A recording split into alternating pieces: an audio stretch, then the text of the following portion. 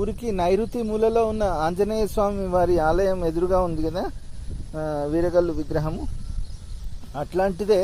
కాకపోతే అదే కాలంది అయి ఉంటుంది, దాదాపు 6-7వ శతాబ్దానికి సంబంధించినదని భావిస్తున్నాను. ఇక్కడ ఇది వీరుల శిల్పంగా నేను భావిస్తున్నాను. 4 వైపులా ఉన్న వీరుల శిల్పం ఇది.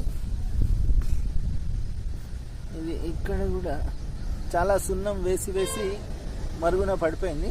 ఇది పూర్తిగా శాండ్ బ్లాస్ట్ చేసి తొలగిస్తే కానీ మనకు తెలియదు.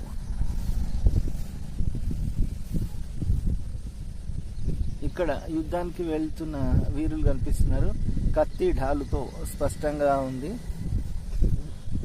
ఇది కూడా వీరగల్లు శిల్పంగానే భావిస్తున్నాను. ఒకరేమో బర్ష, ఒకరేమో కత్తి ఢాలుతో యుద్ధానికి వెళ్తున్నట్టుగా అనిపిస్తుంది. ఒకవైపు మాత్రము